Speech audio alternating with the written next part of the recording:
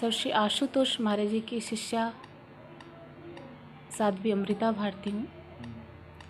Sir Shri Ashutosh महाराज जी जो कि दिव्य ज्योति जागृति संस्थान के संस्थापक और संचालक हैं, और मैं उन्हीं की कृपा से इस क्षेत्र में हरि कथा का वाचन करने आई हूँ। कितने केंद्र हैं बिहार में? बिहार में लगभग 12 केंद्र हैं। जी। अभी जो दिव्य ज्योति जैसे हरि कथा वाला है, इसके बारे में बताइए।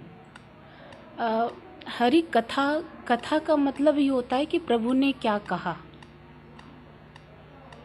उस ईश्वर ने हमारे जीवन के लिए हमारा आत्मिक कल्याण किस प्रकार से हो, इसके लिए जो उन्होंने कहा हरि कथा के माध्यम से वही संदेश हम इस क्षेत्र में देने के लिए आए हैं कि उस श्री हरि ने कहा कि मैं सिर्फ कथा कहानियों का विषय नहीं हूँ, मैं दर्शन का विषय हूँ।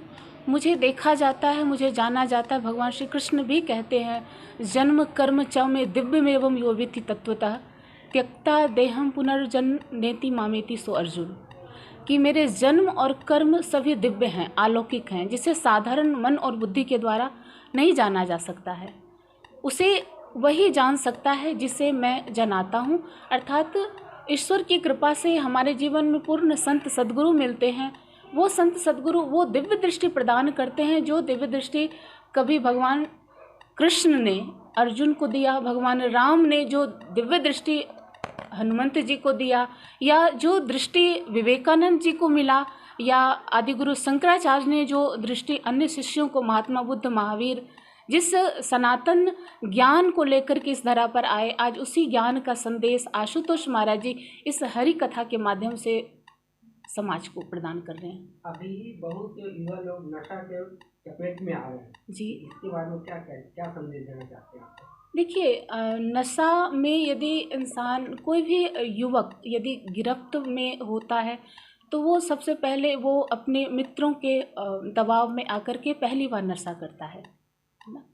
और इसलिए कहा गया कि अपने जीवन में मित्र का यदि चयन करना चाहिए तो सोच समझ करके करना चाहिए मित्र का चयन। और यदि देखा जाए कि संसार के जो मित्र होते हैं वो स्वार्थवश होते हैं।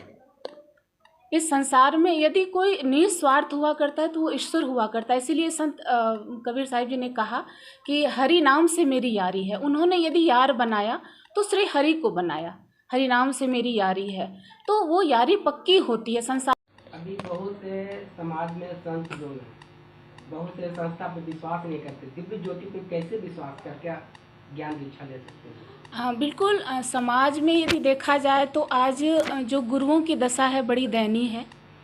तथाकथित जो धर्म गुरु हैं वही बलात्कार, यौन शोषण जैसी घटनाओं के ज्वलंत उदाहरण बने पड़े हैं। तो ऐसे में निसंदेह मानव समाज के समझ एक बहुत बड़ी समस्या है। प्रश्न है कि हम कैसे विश्वास करें किसी गुरु के ऊपर। लेकिन यदि हम शास्त्र ग्रंथ का प्रमाण लेकर के यदि हम गुरु की खोज में निकलेंगे तो निसंदेह कभी हम धोखा नहीं खाएंगे। क्योंकि आज यदि धोखा गुरुओं के द्वारा इंसान खा रहा है तो इसका एक बहुत बड़ा रीजन है कि एक इंसान मन के मुताबिक गुरु चाहता है। ग्रंथ क्या कहते हैं, संत क्या कहते हैं, उस पर इंसान का कोई फोकस नहीं रहता, कोई लेना देना नहीं रहता।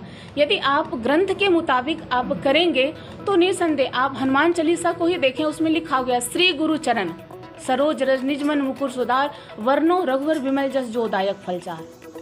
भगवान शिव कहते हैं कि वही पूर्ण गुरु हुआ करते हैं, वही पूर्ण गुरु हुआ करते हैं जो हमारे अंतर घट के दीपक को ज्ञान के प्रकाश से प्रकाशित कर देते हैं। अर्थात जो हमारे अंतर घट में तत्क्षण, ये नहीं कि ये मंत्रमाला कंठी ले लो, करते रहो एक दिन हो जाएगा, नहीं। ग्रंथ कहते हैं कि जो गुरु तत्क्षण, अर्जुन को भगवान श्री कृष्ण ने तत्क्षण दर्शन करवाया, विवेकानंद को तत्क्षण दर्शन हुआ।